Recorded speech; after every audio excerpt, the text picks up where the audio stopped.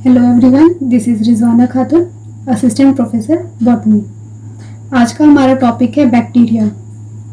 Bacteria एक micro organism है जो कि हर एक जगह पाया जाता है, चाहे वो सॉइल हो, एयर हो, वाटर हो, हर जगह बैक्टीरिया पाया जाता है।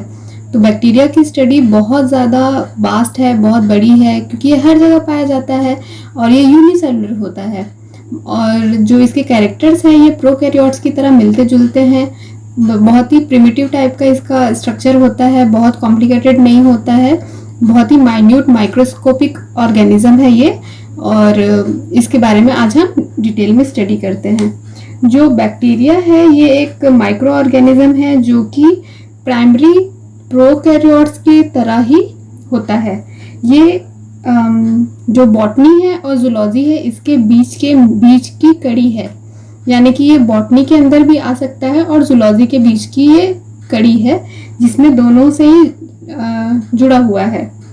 इसे थैलोफाइटा के एक इंडिपेंडेंट क्लास शीजोमाइसिटीज के अंदर रखा गया है। और जो बैक्टीरिया की स्टडी है ये कहलाती है बैक्टीरियोलॉजी। स्टडी ऑफ बैक्टीरिया कहलाती है बैक्टीरियोलॉजी। बैक्टीरिया के बारे में सबसे पहले स्टडी करने वाले साइंटिस्ट थे, इन्होंने डिस्कवर किया था जो बैक्टीरिया को, वो थे एंटोनी वॉन लीवनहॉक। इन्होंने सबसे पहले डिस्कवर किया बैक्टीरिया को 1683 में, पर बहुत ज़्यादा डिटेल में स्टडी इन्होंने नहीं करी थी और सिर्फ डिस्कवर किया था पानी के एक बूंद में बहुत सारे बैक्टीरिया को इन्होंने देखा था। फिर इसकी जो डिटेल स्टडी है वो करी थी लुईस पाश्चर ने। लुईस पाश्चर ने इसकी डिटेल में स्टडी करी फर्मेंटेशन के थ्रू और जो ऑर्गेनिक मैटर है उसमें डीके के थ्रू।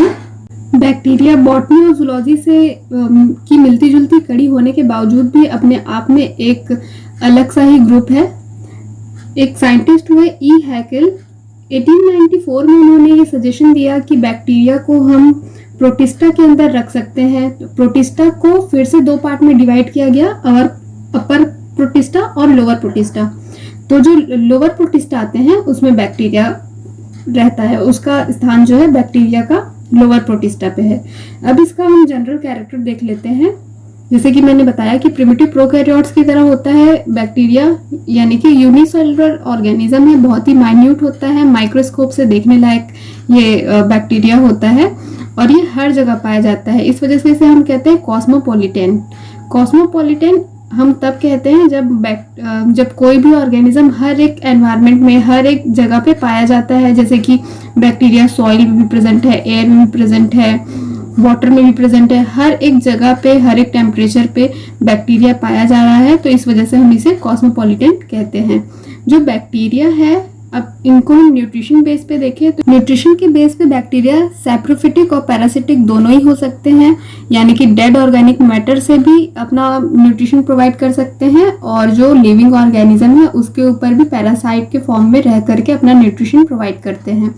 पर कुछ जो बैक्टीरिया होते हैं वो ऑटोट्रॉफिक होते हैं, यानी कि उसमें पिगमेंट पाया जाता है जिसकी वजह से वो फोटोसिंथेसिस करके अपना फूड बना लेते हैं। उस पिगमेंट को हम कहते हैं बैक्टीरियोक्लोरोफिल।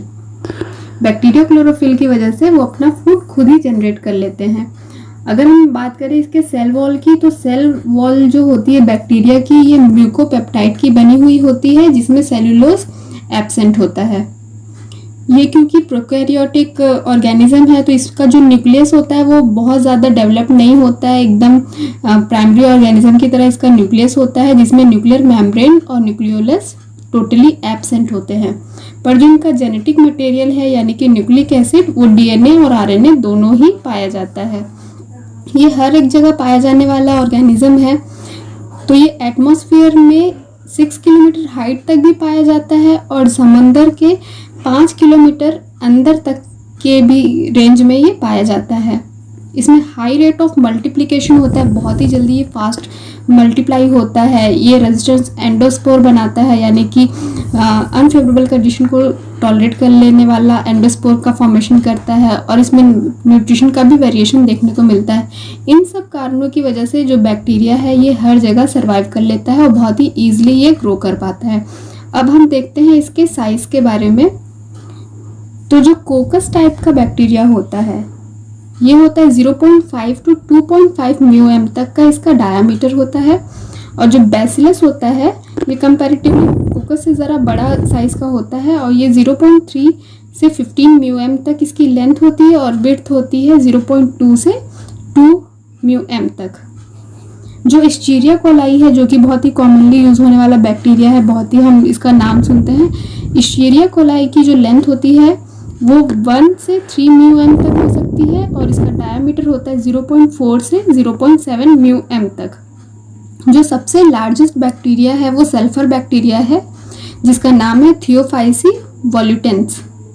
इसका जो डायमीटर होता है वो 18 म्यूएम तक होता है। इसके साइज़ में काफ़ी वेरिएशन पाया जाता है बैक्टीरिया के, स्मॉल से लेकर के काफ़ी बड़े तक का भी साइज़ इसमें पाया जाता है। अब हम देख लेते हैं इसके शेप के बारे में। शेप जो है बैक्टीरिया का ये भी अलग अलग काफ़ी टाइप के शेप में मिलता है। फर्स्ट हम देखते हैं बैसिलस के बारे में। बैसिलस और रॉड शेप बैक्टीरिया बहुत ही कॉमनली पाए जाने वाले बैक्टीरिया का ये टाइप है। जो डिफरेंट ग्रुप है बैक्टीरिया के, उसमें इसको आइडेंटिफाई करना उनके शेप के अकॉर्डिंग बहुत आसान हो जाता है। उसके शेप से अगर हम उसको आइडेंटिफाई करते हैं। बैसिलस बैक्टीरिया जो होते हैं ये रॉड शेप के होते हैं। रॉड शेप या सिलेंड्रिकल फॉर्म में होते हैं। मोटाइल और नॉन मोटाइल दोनों ही हो सकते हैं। अगर इनमें फ्लैजिला प्रेजेंट होता है तो ये मोटाइल होते हैं, फ्लैजिला की वजह से ये मूव कर पाते हैं, और अगर फ्लैजिला नहीं होता है तो ये नॉन मोटाइल होते हैं। मोटाइल और नॉन मोटाइल दोनों तरह के हो सकते हैं। ये ज़्यादातर जो बैसिलस होते हैं ये लॉन्ग होते हैं, पर कुछ जो होते हैं वो बहुत ही साइज में स्मॉल होते हैं। इसका जो एवरेज लेंथ होता है वो होता है 1.5 म्यूएम तक। इसका एग्जाम्पल है लैक्टोबैसिलस, बैसिलस सबटिलिस एटसेट्रा। इस तरीके के रॉड शेप के बैसिलस जो होते हैं बैक्टीरिया होते हैं। ये ग्रुप में भी पाए जाते हैं और ग्रुप में पाए जाने के बेसिस पर ये दो टाइप के हम बता सकते हैं इसे। फर्स्ट होता है डिप्लोबैसिलस। डिप्लोबैसिलस मतलब कि जो बैसिलस है बैक्टीरिया वो 2 के ग्रुप में पाया जाएगा। जब भी वो रहेगा जहां पर भी वो 2 के ग्रुप में अगर पाया जा रहा है तो उसे हम कहेंगे डिप्लोबैसिलस। इसका एग्जाम्पल है कोरिनेबैक्टीरियम डिप्थेरी, डिप्लोबैसिलस। सेकेंड है स्ट्रेप्टोबैसिलस। स्ट्रेप्टोबैसिलस जो होता है ये चेन के फॉर्म में रहता है ग्रुप में। ये हमेशा चेन का फॉर्मेशन कर लेता है और इस तरीके से ये ग्रुप में पाया जाता है। इसका एग्जाम्पल है बैसिलस ट्यूबरकुलोसिस। सेकेंड टाइप होता है कोकस का। कोकस और स्फेरिकल बैक्टीरिया ये जो होते हैं ये नॉन मोटाइल होते हैं, यानी कि इसमें फ्लैजिला एब्सेंट होता है जिसकी वजह से ये मोशन नहीं कर पाते, नॉन मोटाइल होते हैं। और इसका डायमीटर होता है 0.5 से 2.25 म्यूएम तक का। जनरली ये जो होते हैं ये सिंगल फॉर्म में होते हैं, एक सिंगल के फॉर्म में होते हैं और उसको हम कहते हैं माइक्रोकोकाई। इसका एग्जाम्पल है माइक्रोकोकस एजिलिस।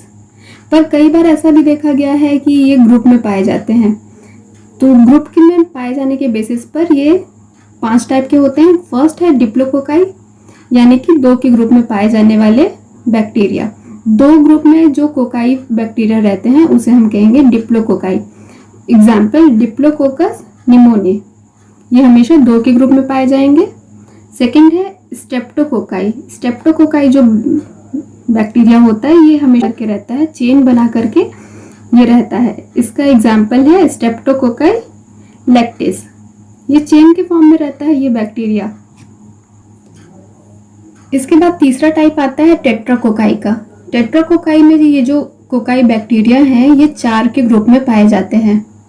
4 के ग्रुप में रहते हैं ये बैक्टीरिया, इस वजह से हम इसे कहते हैं टेट्राकोकाई। इसका एग्जाम्पल है नाइजीरिया। नाइजीरिया ये हमेशा 4 के ग्रुप में पाए जाएंगे। नेक्स्ट है स्टेफाइलोकोकाई बैक्टीरिया। स्टेफाइलोकोकाई जो होता है ये हमेशा बंच के फॉर्म में रहता है। जितने भी कोकाई बैक्टीरिया हैं ये जब बंच बना लेते हैं तब इसे हम कहते हैं स्टेफाइलोकोकाई। ठीक है, स्टेफाइलोकोकाई की तरह ये जाना जाता है। इसका एग्जाम्पल है स्टेफाइलोकोकस एल्बस, ये हमेशा बंच में पाया जाएगा। और लास्ट 5th टाइप है इसका सार्सिने।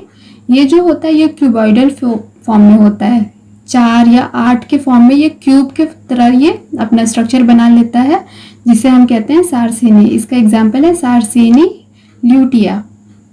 ठीक है, तो ये हमने देख लिया कोकस बैक्टीरिया के बारे में। 3rd टाइप है इसका हेलिकल और spiral bacteria. Most of the bacteria जो होते हैं वो कोकस या बैसिलस के फॉर्म में ही होते हैं। ये जो हेलिकल बैक्टीरिया जो है या फिर इसके अलावा जो होते हैं ये बहुत ही कम अमाउंट में पाए जाते हैं। हेलिकल और स्पाइरल बैक्टीरिया जो होते हैं ये कोकाई और बैसिलस बैक्टीरिया से बड़े होते हैं। इनकी लेंथ होती है 10 to 15 म्यूएम तक और विड्थ होती है 0.5 to 3 म्यूएम तक। ये साइज में बड़े होते हैं कोकाई और बैसिलस बैक्टीरिया से। ये फ्लैजिलेट होते हैं यानी कि उसकी वजह से ये मूव कर पाते हैं। हेलिकल इनको इसलिए नाम दिया गया क्योंकि ये जैसे डीएनए का हेलिक्स होता है मुड़ा हुआ, उसी तरीके से ये भी हेलिक्स के फॉर्म में मुड़े हुए रहते हैं। ये कभी कभी बहुत ही स्मॉल चेन में पाए जाते हैं। इसका एग्जाम्पल है स्पाइरुलम एंडुलम और स्पाइरुलम माइनस। ठीक है, इसके अलावा भी ये जो 3 मेजर कैटेगरी हमने पढ़ ली जिसमें से कोकस और बैसिलस बैक्टीरिया ही ज़्यादा थे, हेलिकल भी हमको मिल ही जाते हैं, पर इससे भी मतलब इसके अलावा भी कुछ जो बैक्टीरिया होते हैं वो बहुत ही कम अमाउंट में एटमॉस्फेयर में पाए जाते हैं। तो अदर देन दिस कुछ अलग भी बैक्टीरिया है, अलग टाइप के बैक्टीरिया है। उसमें फर्स्ट है विब्रियस। ये बैंडेड ड्रॉट की तरह होते हैं और इंग्लिश के कॉमा शेप के होते हैं। जिस तरीके से हम इंग्लिश में कॉमा लगाते हैं, कॉमा का यूज़ करते हैं एक सेंटेंस लिखने के बाद, उस तरीके के ये दिखते हैं। और इसमें फ्लैजिला होता है एक पॉइंट पर, इसके एक पॉइंट पर फ्लैजिला होता है। इसकी लेंथ होती है 10 म्यूएम तक और डायमीटर होता है 1.5 से 1.7 म्यूएम तक। एग्जाम्पल है इसका विब्रियो कोलाई। सेकेंड टाइप है filamentous type of bacteria. Filamentous type of bacteria में ये फिलामेंट के फॉर्म में होते हैं। बेगोटिया और थियोथ्रिक्स इसका एग्जाम्पल है। नेक्स्ट है प्लियोमॉर्फिक बैक्टीरिया। ये जो बैक्टीरिया है ये एनवायरमेंटल कंडीशन के अकॉर्डिंग अपने साइज में, अपने जो शेप है उसमें ये अपने आप में थोड़ा चेंजेस ला जाते हैं अकॉर्डिंग टू एनवायरनमेंट। और जैसे उनकी एनवायरनमेंट कंडीशन वापस से बदलती है तो ये वापस से अपने शेप और साइज में आ जाते हैं।